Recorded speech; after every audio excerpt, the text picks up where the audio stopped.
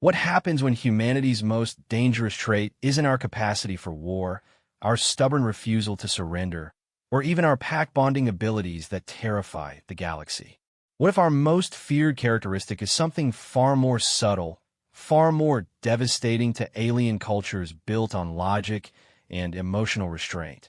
What if it's our ability to make anyone, even the most reserved, dignified species in the known galaxy, completely lose their composure through nothing more than genuine care, terrible pickup lines, and an inexplicable talent for making breakfast?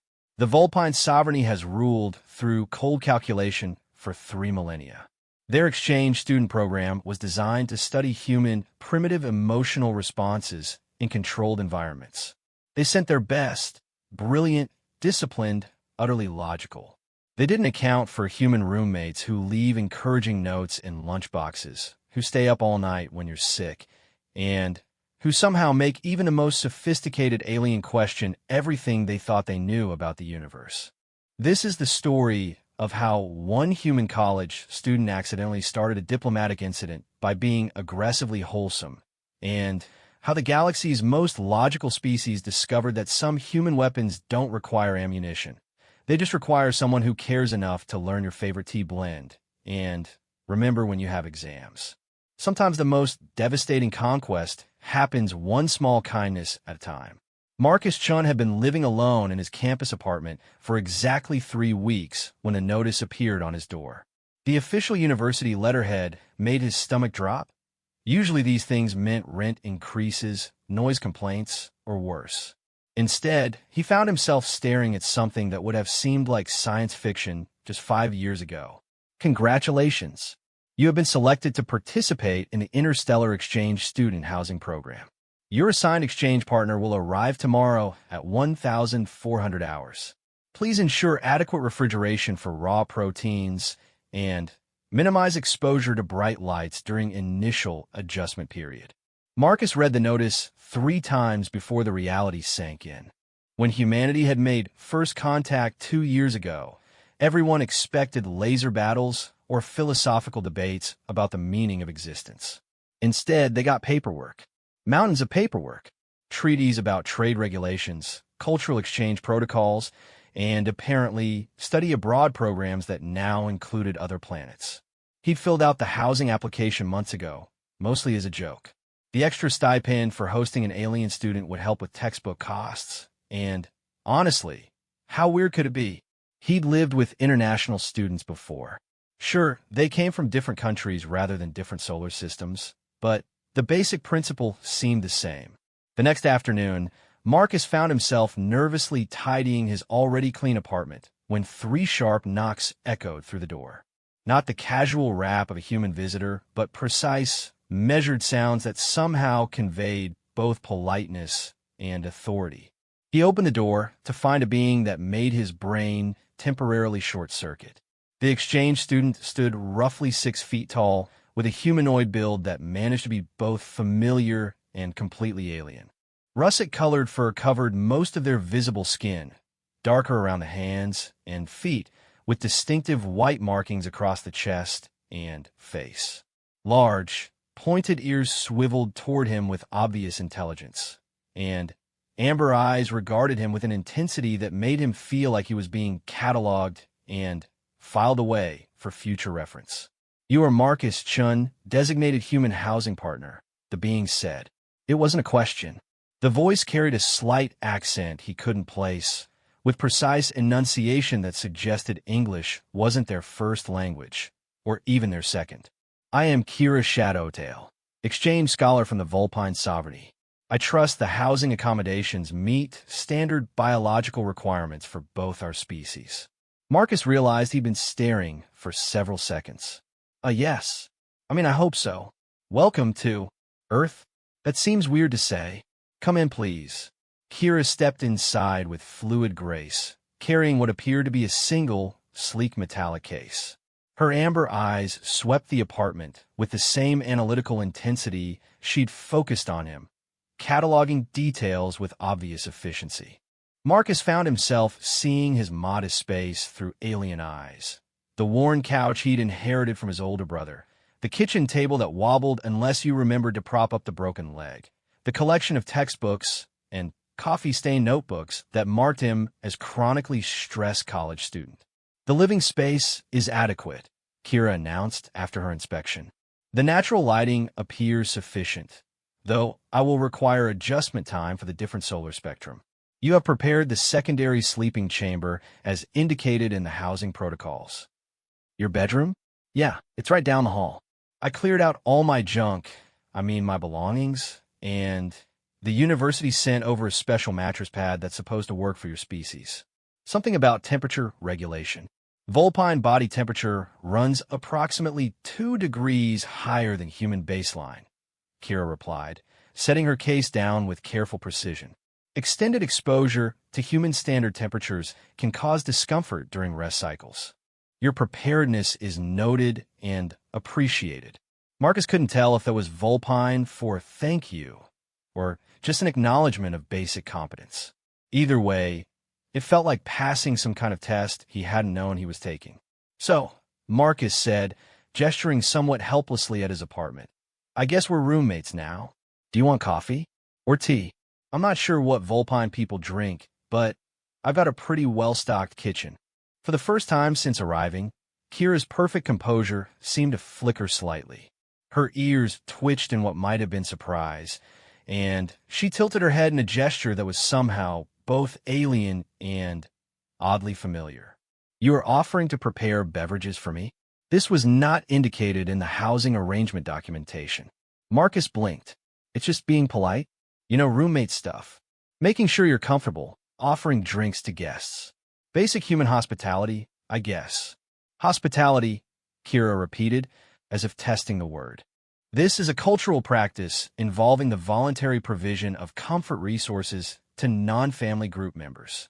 When you put it like that, it sounds way more formal than it is, Marcus said with a laugh. It's really just, hey, want some coffee? But sure, if that's how you want to think about it. Kira studied him for another long moment, and Marcus had the distinct feeling he was being reassessed according to new parameters. Whatever conclusion she reached, she gave a small nod that might have contained approval. I am unfamiliar with coffee as a consumable substance. However, I am interested in observing human food preparation rituals. If the offer genuinely extends to educational observation, I accept. Marcus grinned. Food preparation rituals. I like that. Makes my terrible cooking sound way more impressive than it actually is. He led her to the kitchen, acutely aware of how closely she observed everything he did. When he filled the coffee maker with water, she leaned closer to examine the machine. When he measured out coffee grounds, she actually pulled out a small device that looked like a cross between a tablet and a tricorder, making notes with quick, precise movements. You're documenting the process for later analysis? Marcus asked, trying not to feel self-conscious about making coffee under scientific observation. All cultural interactions require documentation for the exchange program database, Kira replied, without looking up from her device. Human food preparation represents a significant aspect of daily social bonding rituals. The Sovereignty Xenoanthropology Department specifically requested detailed observations of casual nutritional behaviors. Marcus paused with the coffee scoop halfway to the machine. Wait, are you studying me? Like as a research subject? Kira's ears flattened slightly, the first obvious emotional response he'd seen from her. She looked up from her device with something that might have been embarrassment if Vulpine people felt embarrassed. The exchange program serves multiple functions, she said carefully. Educational advancement for participants, cultural exchange between species, and, yes, anthropological research into human social structures. However, I am not conducting covert observation. All research activities are documented in the program materials provided to human participants. Marcus tried to remember the stack of documents he'd skimmed and signed months ago. There had definitely been something about research, but he'd been more focused on the housing stipend than the fine print. So when you ask for coffee, you're also studying my nutritional bonding rituals? He asked. Correct. Though I should note that I did not ask for coffee. You offered, which represents a significantly different social dynamic than request fulfillment behavior. The coffee maker gurgled to life, filling the silence between them. Marcus found himself oddly fascinated by the way Kira's ears tracked the sound, swiveling like furry satellite dishes. Everything about her seemed designed for gathering information. The alert posture, the constant scanning of her environment, the way she filed away every detail for later analysis. "Does that bother you?" Kira asked suddenly. "Knowing that your actions contribute to scientific understanding of your species?" Marcus considered the question while pouring 2 mugs of coffee. "Honestly, it's kind of cool. I've never been scientifically interesting before. Though I should probably warn you that if you're studying human behavior through me, you're going to get a pretty skewed sample." Clarification requested. "I'm not exactly a typical human. I'm a 20-year-old engineering student who lives on pizza rolls and energy drinks, stays up too late playing video games, and considers doing laundry a major life accomplishment. If you want to understand human culture, you should probably observe someone with actual social skills." Kira accepted the mug he offered, holding it carefully while steam rose between them. The way she examined the coffee before taking a tentative sip reminded him of a scientist handling a potentially dangerous chemical. Her reaction was immediate and dramatic. Her ears shot up, her tail, which Marcus only now realized she had, twitched sharply, and her eyes widened to an almost comical degree. She set the mug down quickly, not quite spilling it but coming close. "This beverage contains a significant psychoactive stimulant," she said, sounding faintly accusing. "Caffeine, yeah. Is that a problem? I should have asked about dietary restrictions or allergies." "I'm really sorry. I didn't think about... It is not harmful to my physiology," Kira interrupted, though she continued to eye the coffee mug warily. "However, Vulpine's sensitivity to stimulants is approximately 3 times greater than human baseline. The effects are pronounced."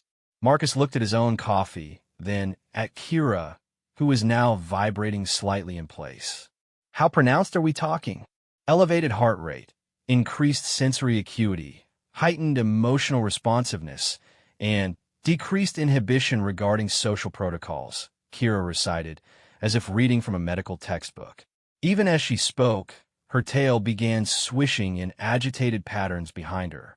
"Oh," Marcus said. "Oh, you're saying you're basically caffeinated out of your mind right now." "That assessment appears accurate," Kira replied, then immediately contradicted her composed tone by adding, "This beverage is surprisingly pleasant despite its potent neurological effects." The bitter flavor profile creates an interesting contrast to the stimulant response. Human food chemistry is far more sophisticated than our initial cultural assessments indicated. Marcus bit back a smile. Caffeinated Vulpine people, apparently, became chatty. "Would you prefer water? Or I could make decaf coffee, though honestly, it defeats the entire purpose of coffee." "No," Kira said quickly, then seemed surprised by her own vehemence. "I mean, the research value of experiencing human stimulant beverages firsthand outweighs the temporary physiological effects. For scientific purposes." "For science," Marcus agreed solemnly, raising his own mug in a mock toast. Kira stared at his gesture for a moment, then carefully mimicked it, clinking her ceramic mug against his.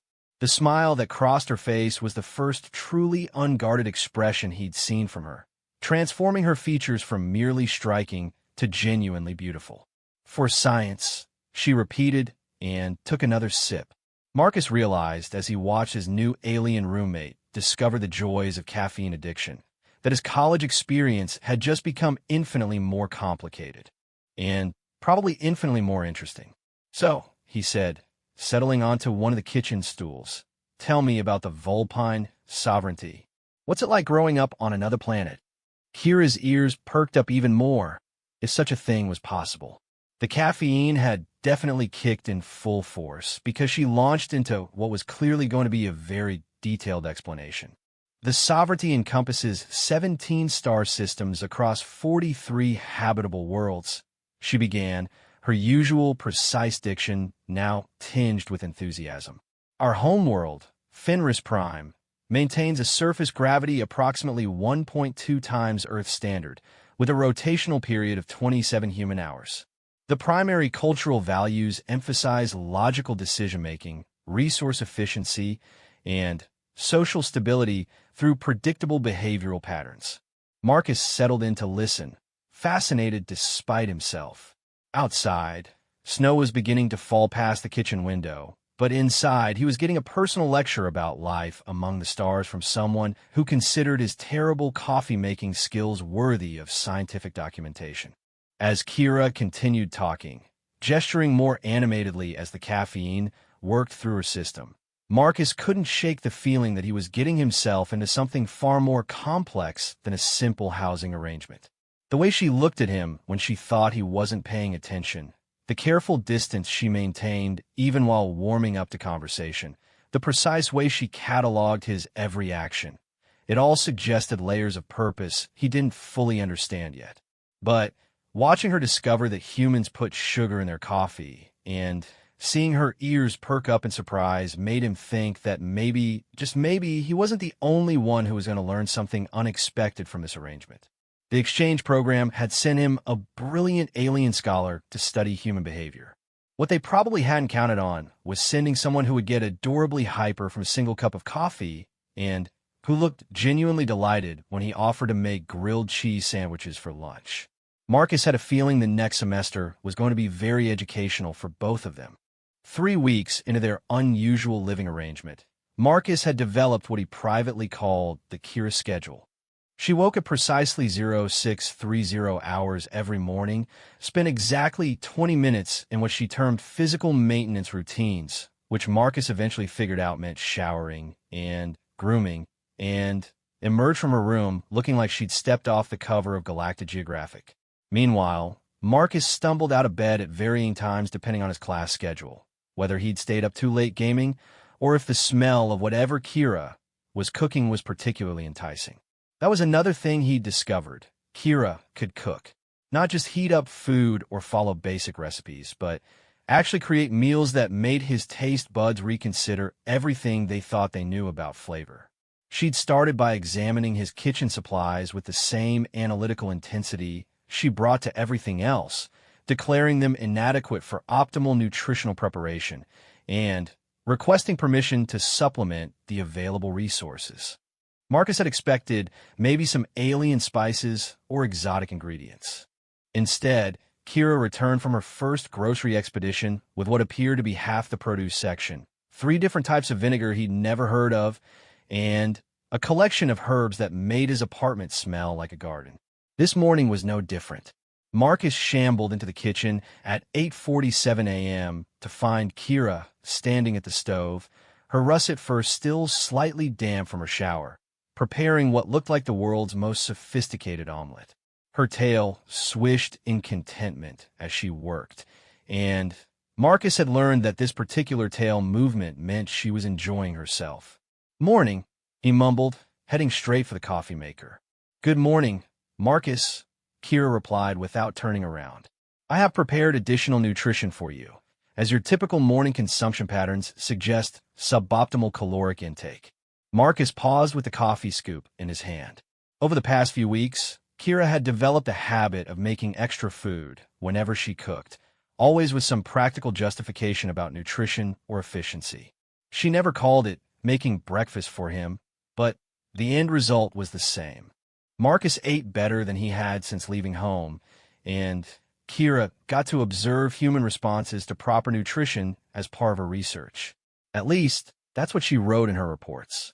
Marcus was starting to suspect her motivations might be slightly more complex.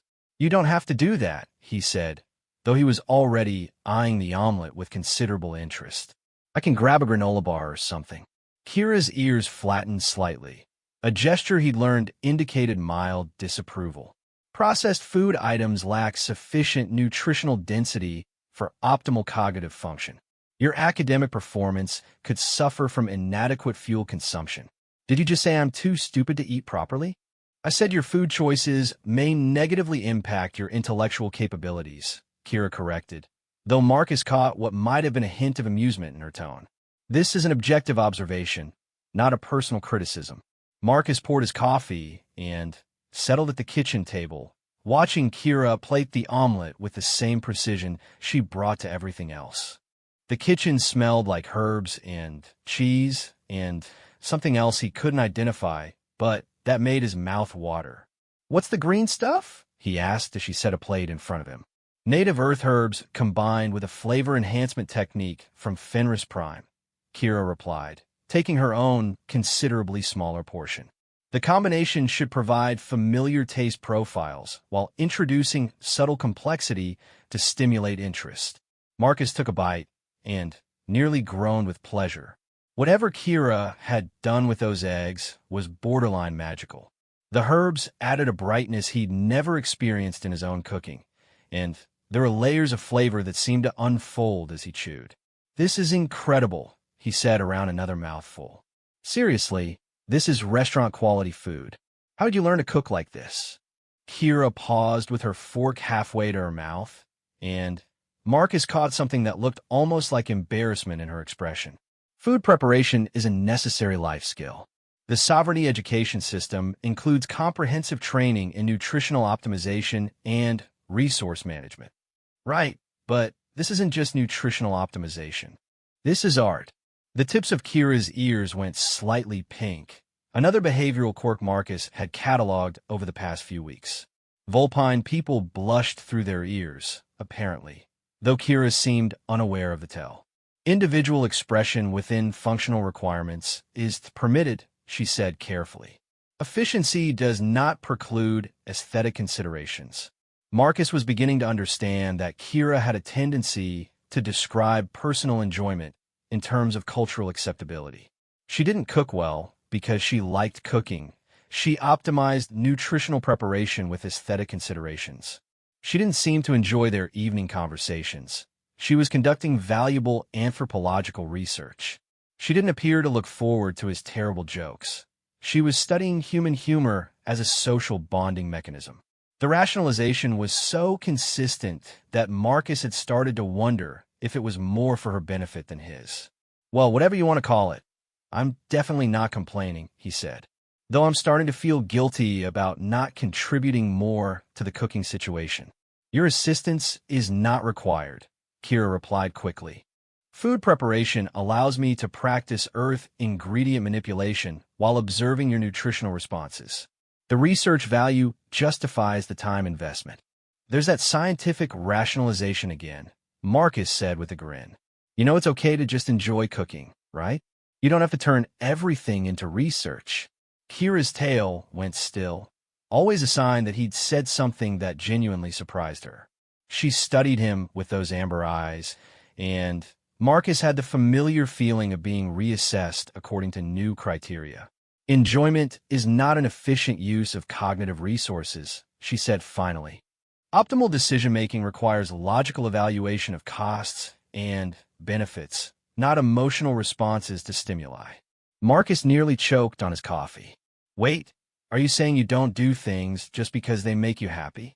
"Like ever, happiness is a biochemical response that can interfere with rational analysis," Kira replied, though her tone suggested she was reciting something she'd been taught rather than expressing a personal belief. The Sovereignty educational system emphasizes emotional regulation as a core component of social stability. "That sounds—" Marcus paused, trying to find a diplomatic way to express his thoughts. "Incredibly depressing, actually." Kira's ears twitched, and what he'd learned was mild agitation. Emotional volatility leads to unpredictable behavior, which creates social discord and reduces overall group efficiency. Logical decision-making produces superior outcomes for all participants. But what about fun? What about doing something just because it feels good or makes you laugh, or because you're curious about it? Curiosity serves evolutionary purposes by encouraging exploration and learning, Kira said, though she sounded less certain now. Laughter has documented social bonding functions. Marcus leaned back in his chair, studying his alien roommate with new understanding. "Kira, can I ask you something personal? Personal information may contribute to your understanding of Vulpine culture," she replied, which wasn't exactly a yes, but wasn't a no either. "When you were growing up, Did you ever do anything just because you wanted to? Not because it was logical or efficient or educationally valuable, but just because it seemed interesting or fun? The question clearly caught Kira off guard.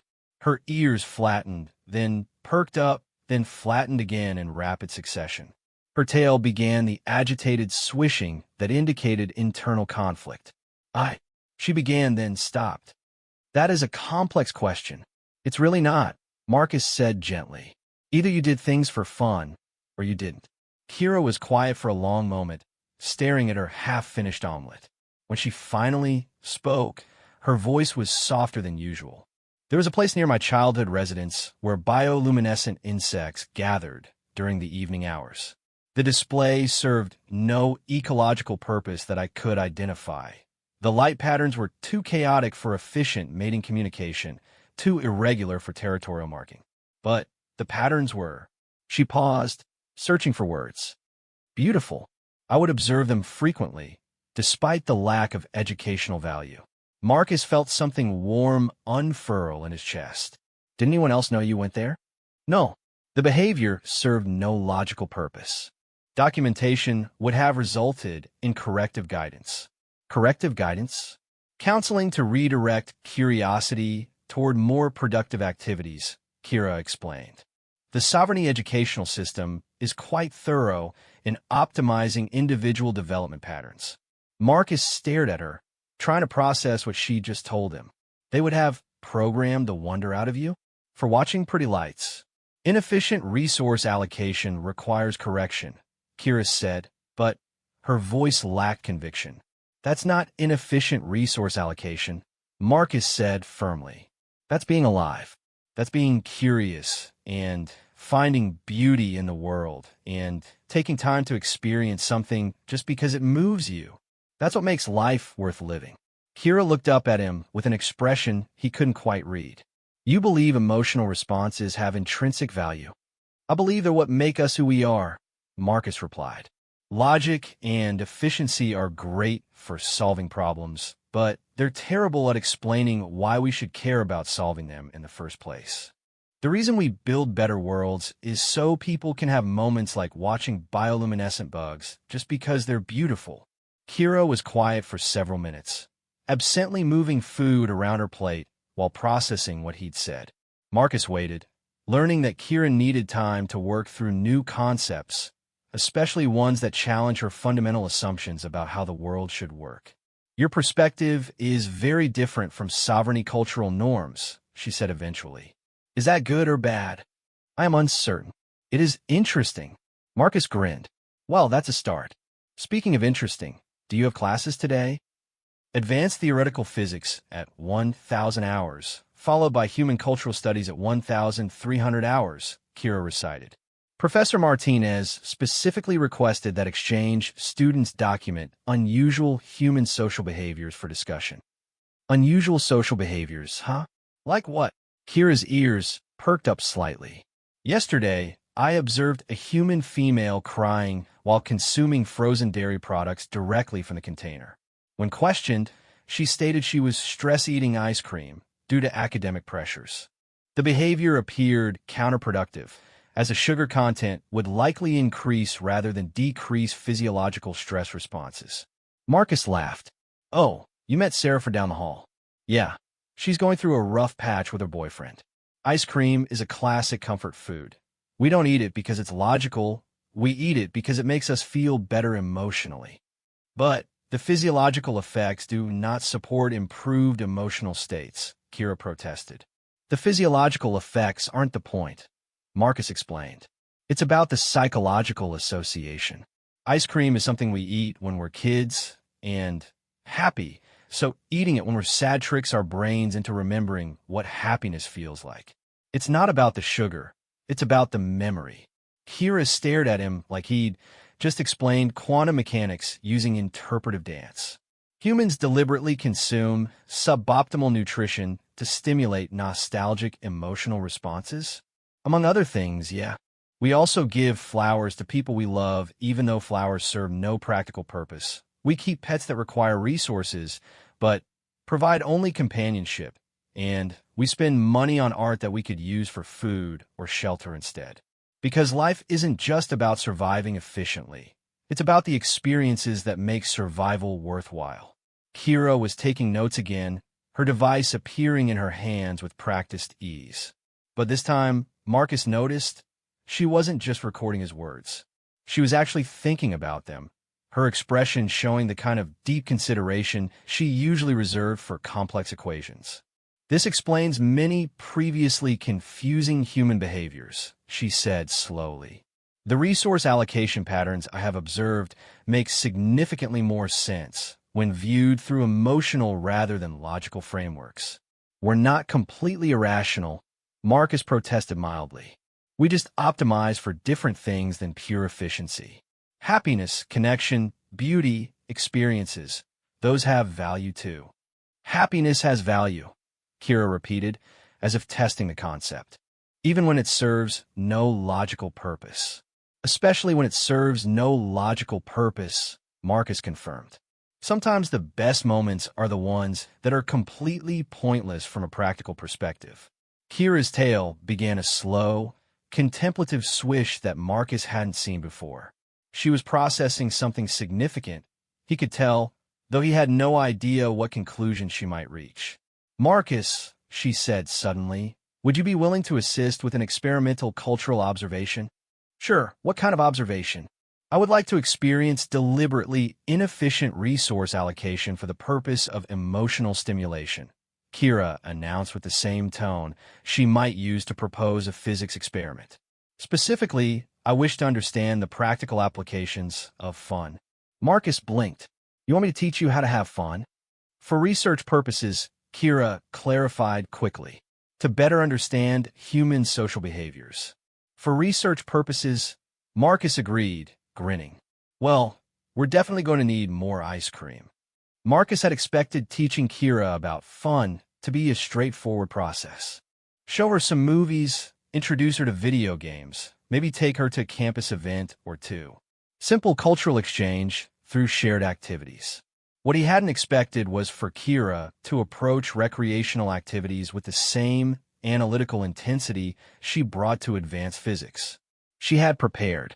Marcus discovered this when he returned from his afternoon classes to find their coffee table covered with printouts, tablet displays, and what appeared to be a comprehensive research dossier on human entertainment practices. Kira sat cross-legged on the floor in front of this multimedia presentation, her tail swishing in the focus pattern he'd learned meant she was deep in analytical mode. Welcome back, she said without looking up from her notes. I have conducted preliminary research into human recreational activities and categorized them according to primary engagement mechanisms, resource requirements, and social interaction parameters. Marcus dropped his backpack and stared at the display. You research fun? Efficient methodology requires proper preparation, Kira replied, finally, looking up at him with bright amber eyes. Human entertainment practices are far more complex than initial observation suggested. Did you know that your species has developed over 3,000 distinct games involving the manipulation of small spherical objects? I did not know that, Marcus said faintly. That seems like a very specific statistic. The categorization proved necessary for optimal activity selection, Kira explained, gesturing to her organized chaos of information. I have identified 17 primary entertainment categories, with subcategories for group versus individual participation, physical versus cognitive engagement, competitive versus cooperative frameworks. Marcus sat down across from her, impressed despite himself. How long have you been working on this? 4 hours and 37 minutes, Kira replied promptly, though the research proved more fascinating than anticipated. Human entertainment systems demonstrate remarkable psychological sophistication. For instance, your video games create artificial challenges specifically designed to trigger reward responses in the brain's dopamine pathways. Right, Marcus said slowly. Because they're fun. Because they exploit evolutionary psychology to create engagement through carefully calibrated difficulty progression, Kira corrected. The psychological manipulation is quite elegant, actually. Marcus looked at his alien roommate, who was describing video games like they were sophisticated mind control devices, and realized this was going to be more complicated than he'd thought. Okay, he said, what activities did your research suggest we try first? Kira's ears perked up with obvious enthusiasm. I have prepared a structured experimental protocol. We will test activities across multiple categories to identify optimal engagement patterns for Vulpine physiological and psychological parameters. She reached for a neatly typed list that looked suspiciously like a scientific methodology paper. Session 1 will focus on passive entertainment consumption through audiovisual media. I have selected 3 films representing different human emotional engagement strategies: action-adventure, comedy, and what your databases term romantic comedy. You want to start with movies? Visual storytelling appears to be a fundamental human cultural practice, Kira explained. The artificial environments allow for emotional engagement without real-world consequences, providing safe stimulation of various psychological responses. Marcus couldn't argue with her logic, even if her clinical description of movie night was somewhat unsettling. All right, what did you pick? Kira consulted her notes. For action-adventure, The Fast and the Furious, Tokyo Drift, selected for its emphasis on vehicular physics and group loyalty dynamics. For comedy, The Princess Bride, which appears to blend multiple genres while maintaining humorous elements. And for romantic comedy, When Harry Met Sally, which research indicates is considered a genre exemplar. Marcus stared at her. You chose The Princess Bride as a comedy. The database categorization was unclear, Kira admitted. It appears to function as adventure, comedy, romance, and fantasy simultaneously. Is this incorrect? No, actually, that's perfect, Marcus said, grinning. You accidentally picked one of the best movies ever made. Your research skills are apparently supernatural. Kira's ears went slightly pink, the blushing tell she seemed unaware of. Optimal selection was the intended outcome. Shall we begin the experimental protocol? Sure, but can we just call it watching movies instead of experimental protocol? Part of fun is not treating it like a science project. But it is a science project, Kira protested. I am conducting observational research into human recreational behaviors while simultaneously testing Vulpine responses to human entertainment stimuli. Marcus paused in the act of reaching for the remote. Kira, are you planning to analyze everything we do? Because that might make it hard to actually enjoy anything. Kira's tail went still, always a sign that he'd said something that required serious consideration. She looked down at her extensive notes, then back at him. You believe the analytical framework will interfere with the emotional engagement?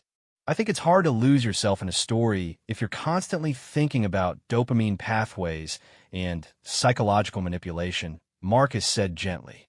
Sometimes you have to turn off the scientist brain and just experience things. Turn off the scientist brain, Kira repeated, sounding like he'd suggested she try breathing underwater. Not permanently, Marcus clarified quickly. Just for a couple hours. Let yourself react without trying to understand the reaction. See what happens when you're not trying to catalog everything. Kira looked genuinely uncertain for the first time since he'd met her. What if the emotional responses are illogical? They probably will be. That's the point. What if I enjoy something that serves no practical purpose? Then you'll understand why humans spend billions of dollars on entertainment every year. Kira stared at her research materials for a long moment, then carefully began stacking the papers and closing the tablet displays. This approach contradicts significant portions of my cultural training. I know, Marcus said. That's what makes it an adventure. 20 minutes later, they were settled on the couch with a bowl of popcorn between them. Another human custom Kira had researched extensively, but never experienced. Marcus had dimmed the lights and queued up The Princess Bride, while Kira sat with her hands folded in her lap like she was attending a formal lecture. You can relax, Marcus said. It's just a movie. I am relaxed, Kira replied stiffly. Marcus glanced at her rigid posture and twitching tail. Right. Okay. New rule. You're not allowed to sit like you're in a board meeting. This is recreational time. Slouch. Put your feet up. Steal my popcorn. Steal your popcorn? Figure of speech. Just grab some whenever you want it. That's what the bowl is for.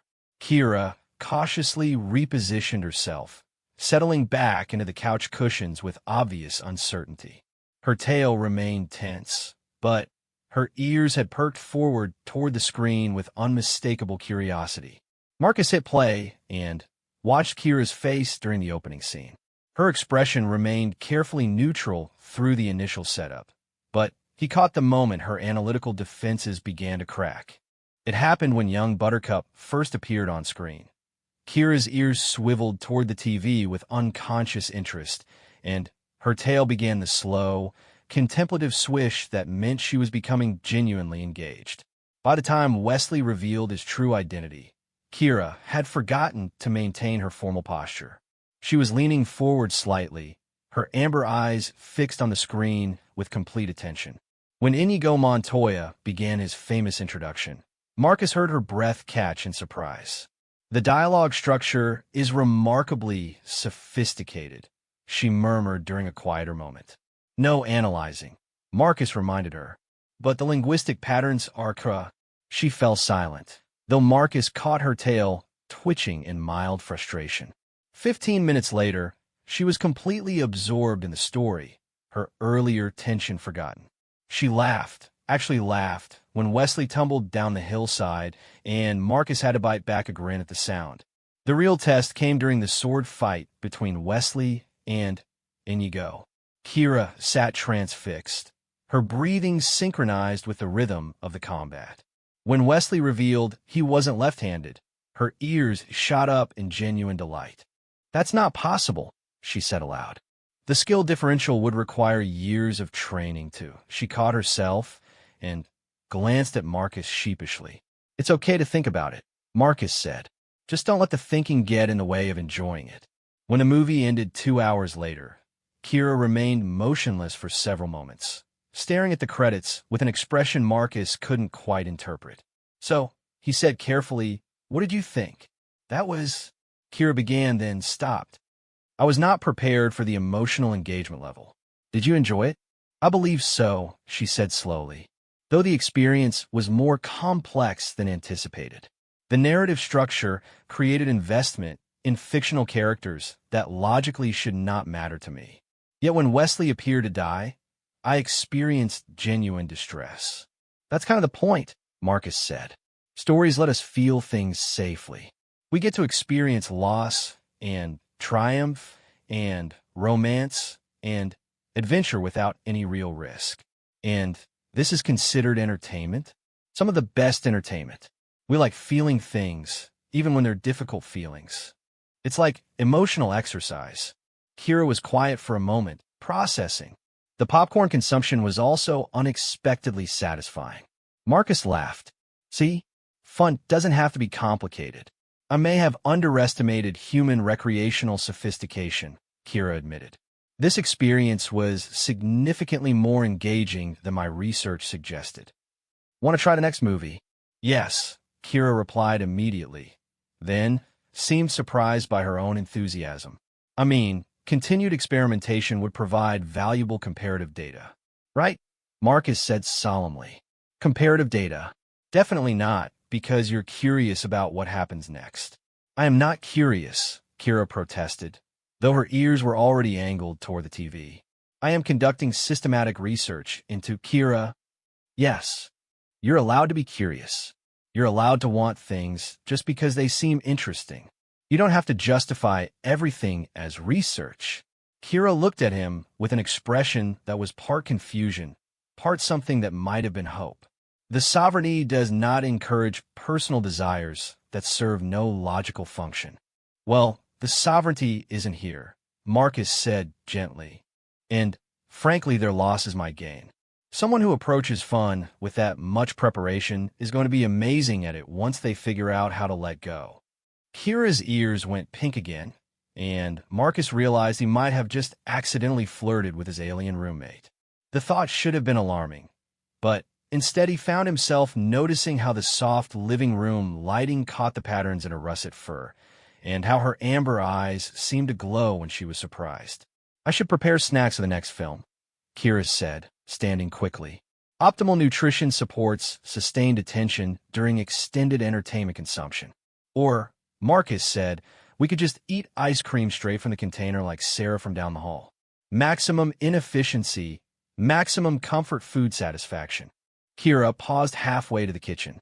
"Ice cream directly from a container? But that violates multiple food safety and portion control protocols." "Exactly," Marcus said with a grin. "That's what makes it fun." Kira stared at him for a long moment, and Marcus could practically see her having an internal debate between everything she'd been taught about proper behavior and her growing curiosity about human chaos. Finally, her tail began the slow swish that indicated she was making a decision that both terrified and excited her. "For research purposes," she said firmly. "For research purposes," Marcus agreed. But as Kira headed to the kitchen with a determined expression, Marcus suspected that her research was leading her toward conclusions that would probably surprise her.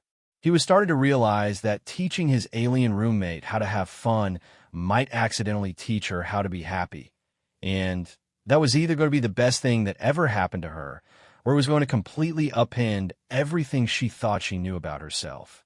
Either way, he was looking forward to finding out. The transformation happened gradually, so Marcus almost didn't notice it at first. It started with small things. Kira humming while she cooked, her tail swishing in contentment. "I have upgraded to superior formulation." K, attached to a bottle of obviously expensive alien-grade detergent. He realized that Kira was taking care of him in the most Vulpine way possible, through practical improvements to his life that she could justify as logical necessities. The notes were sweet. The problem was that Marcus was starting to look forward to them way too much. "You know," he said over breakfast as Kira plated what appeared to be the galaxy's most sophisticated French toast, "you don't have to take care of me like this. I managed to survive 20 years without alien intervention." Kira's ears flattened slightly. "I'm not taking care of you. I am optimizing shared living space efficiency while conducting observational research into human domestic behaviors." "Right," Marcus said, taking a bite of the French toast and trying not to groan with pleasure. "This is research French toast. The preparation method incorporates Terran and Vulpine culinary techniques to create optimal nutritional density while maintaining familiar flavor profiles," Kira replied stiffly. "The research applications are significant." Marcus looked at his roommate, who was carefully not meeting his eyes while her ears remained tellingly pink, and realized that Kira's cultural programming ran deeper than he'd thought. She couldn't just admit she enjoyed doing nice things for him. She had to rationalize every kind gesture as serving some logical purpose.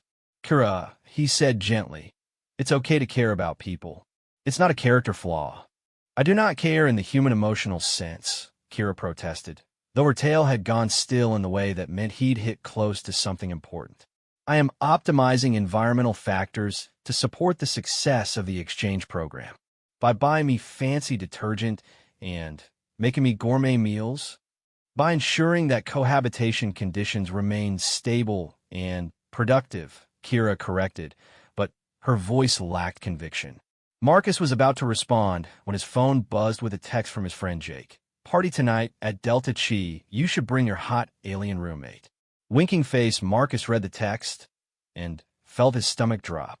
He'd been successful in keeping his social circles separate from his home life, partly because he wasn't sure how to explain Kira to his friends, and partly because he was becoming increasingly protective of the comfortable dynamic they'd developed. Jake's message was a reminder that the outside world still saw Kira as an exotic curiosity rather than the brilliant, complicated person she actually was. "Everything all right?" Kira asked, noticing his expression. "Just a friend asking about weekend plans," Marcus said, putting his phone away. "Nothing important." But Kira's analytical nature meant she rarely missed details. "The message concerned me. I observed your reaction change when you read it." Marcus hesitated. "It's not a big deal. Jake was just asking if I wanted to bring you to a party tonight." Kira's ears perked up with obvious interest. "A social gathering?" This would provide excellent opportunities for anthropological observation of group human behaviors. Trust me, you don't want to go to one of Jake's parties, Marcus said quickly.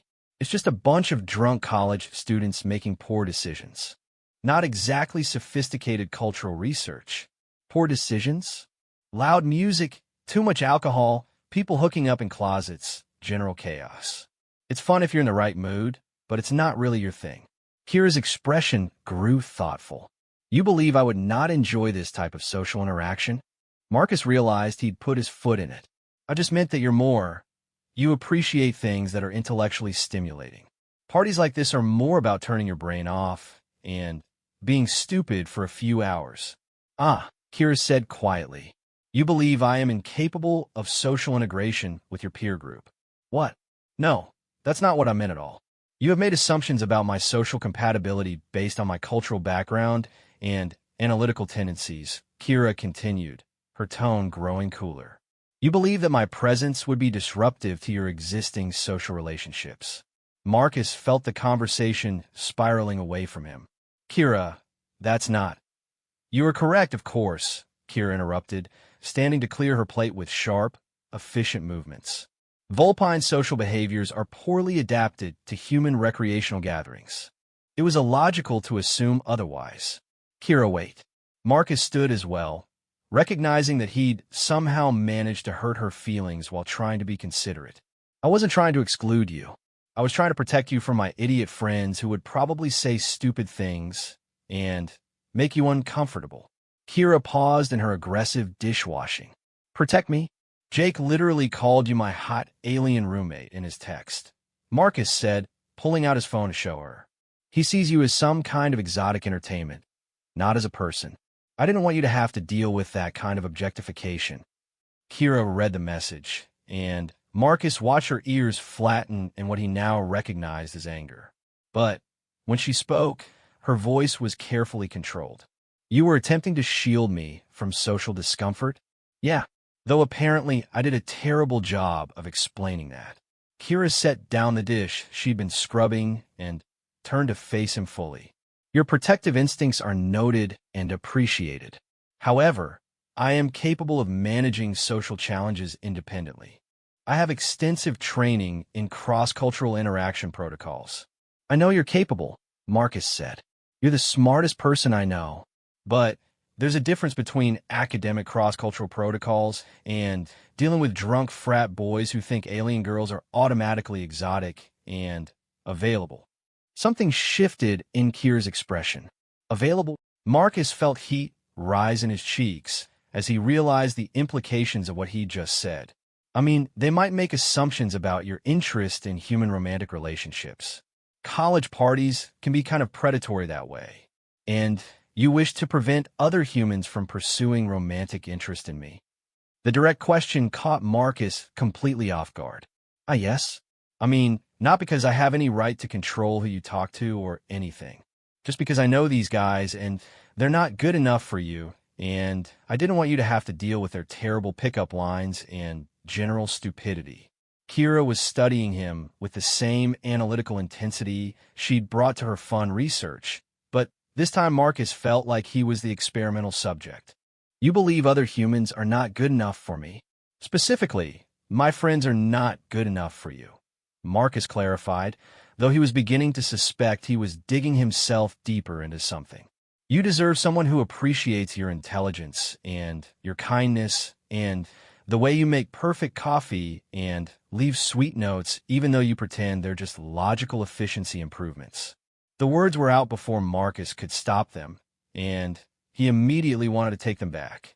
Kira's amber eyes widened, and her tail went completely still. Sweet notes? She repeated softly.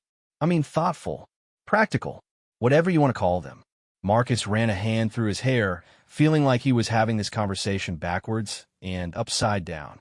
The point is you're amazing, and my friends are idiots, and I didn't want them treating you like some kind of alien trophy girlfriend. You think I'm amazing? The question was so quiet Marcus almost missed it. When he looked at Kira, her ears were completely pink, and she was looking at him with an expression he'd never seen before, vulnerable and hopeful and terrified all at once. "Of course I think you're amazing," Marcus said, his voice equally quiet. "You're brilliant and funny, and you care about people even though you've been trained not to show it. You make everything better just by being here. You turned my disaster of an apartment into a home." Kira's breathing had become very careful and controlled. "These are significant emotional statements." "Yeah," Marcus agreed. "They are. The sovereignty does not encourage emotional attachments to members of other species." "What about what you encourage?" Marcus asked. "What do you want, Kira? Not what the sovereignty programmed you to want, but what you actually want." Kira stared at him for a long moment, and Marcus could see her having the same internal battle he'd watched her fight with every new human experience. The conflict between what she'd been taught was logical and what she was actually feeling. "I want," she said finally, "to understand why the thought of you attending social gatherings with other females creates an emotional response I cannot rationally justify." Marcus blinked. "Are you saying you're jealous?" "Jealousy is an irrational emotional response based on possessive instincts and fear of resource competition," Kira recited, then paused. "Yes, I believe I'm experiencing jealousy." "Good," Marcus said, stepping closer to her. "Because I've been jealous of every person who gets to see you smile when I'm not around." Kira's ears were now completely pink, and Marcus realized they were standing close enough that he could see the gold flecks in her amber eyes. "Marcus, I should inform you that Vulpine bonding protocols are significantly different from human romantic customs." "How different?" Marcus asked, though he was finding it hard to focus on cultural differences when Kira was looking at him like that. "More permanent," Kira said softly. "More serious. If we proceed down this emotional pathway, I will become neurobiologically bonded to you in ways that human casual dating does not accommodate." Marcus felt something settle into place in his chest, something warm and certain and completely illogical. "What if I told you I'm not interested in casual dating? What if I told you I want something permanent and serious and completely impractical?" "I would say," Kira replied, moving even closer, "that such a statement would require significant risk assessment and logical evaluation of long-term consequences. And I would say that some decisions should not be made with logic alone," she whispered, reaching up to touch his face with careful fingers. "I would say that perhaps the sovereignty was wrong about emotional responses being inefficient." "Yeah?" Marcus asked, covering her hand with his. "Yes," Kira said firmly. "I believe happiness has considerable intrinsic value. And you, Marcus-chun, make me extraordinarily happy." When Marcus kissed her, Kira's tail went completely still for exactly 3 seconds before beginning the most content swishing he'd ever seen. And if her response was more enthusiastic than strictly logical, well, they had plenty of time to work on finding the optimal balance between Vulpine rationality and human chaos. Besides, Marcus was beginning to suspect that the best things in life were the ones that made absolutely no sense at all. The first sign that their relationship had shifted into territory that would fundamentally challenge interstellar diplomacy came exactly 1 week after what Marcus had started thinking of as the kitchen conversation. Kira emerged from her morning routine, looking unusually agitated, her tail switching in sharp, anxious patterns while she clutched her communication device with both hands. "Problem?" Marcus asked, looking up from his attempt to make coffee that didn't taste like industrial solvent. Kira had spoiled him with weeks of perfect morning beverages, and now his own efforts seemed pathetically inadequate by comparison. "I have received communication from my academic supervisor," Kira said, setting the device down with the careful precision she used when trying not to break things. "Dr. Valoran wishes to conduct a comprehensive review of my cultural integration progress." Marcus paused with the coffee scoop halfway to the machine. "That sounds routine. Is it not routine?" "The review was originally scheduled for the end of the academic term," Kira replied, her ears flattening against her head. "Dr. Valoran has moved the timeline forward by 6 weeks and requested detailed documentation of my behavioral modifications since beginning the exchange program." "Behavioral modifications?" Kira's tail went completely still, never a good sign. It appears that my recent reports have contained indicators that suggest significant deviation from expected Vulpine cultural patterns.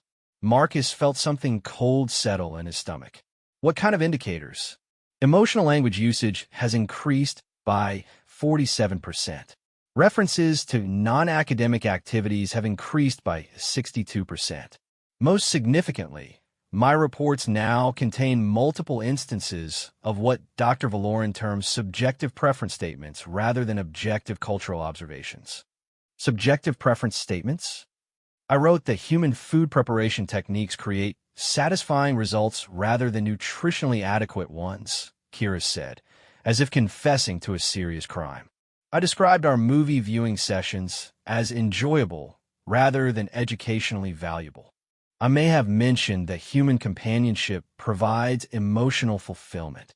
Marcus stared at her. And that's bad. Vulpine academic reports are expected to maintain analytical distance and objective evaluation criteria, Kira explained. Personal emotional responses are considered evidence of compromised research integrity. So they think you're too close to your subject matter. They think I have been psychologically compromised by prolonged exposure to human social patterns, Kira corrected. Dr. Valoran's communication specifically mentioned concerns about cultural contamination and the need to assess the extent of psychological deviation from Vulpine norms. The coffee maker gurgled to life, but Marcus barely heard it. What happens if they decide you've been compromised? Kira was quiet for a long moment, staring at her hands. Immediate termination of the exchange program. Return to Fenris Prime for psychological evaluation and cultural re-education protocols. Re-education. Marcus felt his blood pressure spike. They want to brainwash you back to being emotionless. The sovereignty views emotional regulation as essential for social stability, Kira said, though her voice lacked conviction. Individuals who demonstrate excessive emotional volatility require corrective intervention to restore optimal psychological functioning. That's not corrective intervention, Marcus said, anger building in his chest. That's taking everything that makes you who you are and programming it out of you because it doesn't fit their idea of perfection. Marcus, please lower your vocal volume, Kira said quietly. Emotional outbursts will not improve our situation. Marcus took a deep breath, forcing himself to calm down. Getting angry wouldn't help Kira, no matter how much the situation terrified him. Okay, what exactly does this review involve?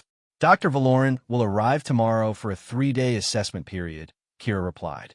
She will conduct psychological evaluations, review my research documentation, and observe my behavior in the housing environment. She's coming here? To our apartment? Yes. And Marcus? Kira looked at him with an expression that was part apology, part desperation. We cannot allow her to discover the true nature of our relationship.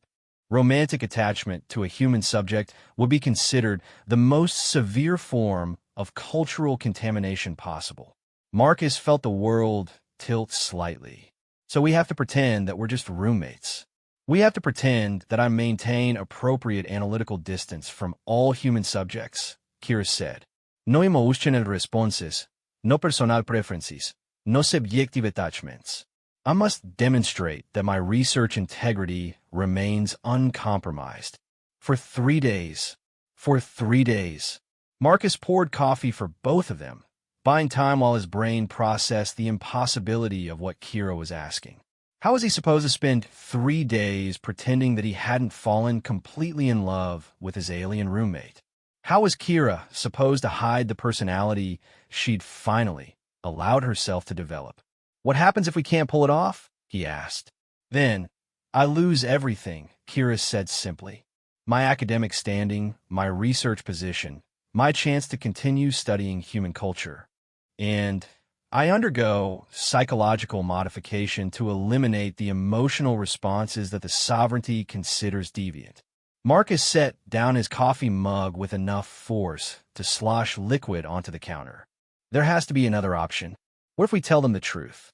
What if we explain that human emotional connections don't compromise scientific observation?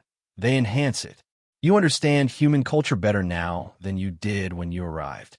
The sovereignty does not recognize emotional understanding as valid scientific methodology, Kira replied.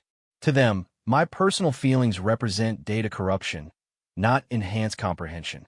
Then the sovereignty is wrong. Kira's ears perked up slightly, and Marcus caught a flash of something that might have been hope in her amber eyes. You truly believe my emotional development has improved my research capabilities? I believe your emotional development has made you a better scientist, a better person, and definitely a better roommate, Marcus said firmly.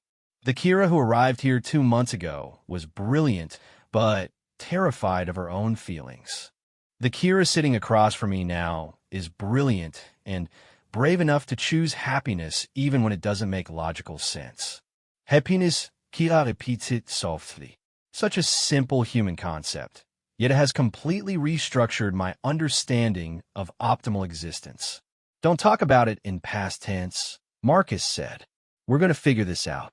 Marcus, you do not understand the scope of the challenge. Dr. Valoran is one of the sovereignty's most skilled psychological assessors. She will notice discrepancies in my behavior, changes in my body language, variations in my speech patterns. I have been living as an emotionally integrated individual for weeks now. I cannot simply suppress that development and pretend to be the person I was when I arrived. Marcus looked at Kira, really looked at her. She was right, of course. The differences were subtle, but unmistakable once you knew to look for them.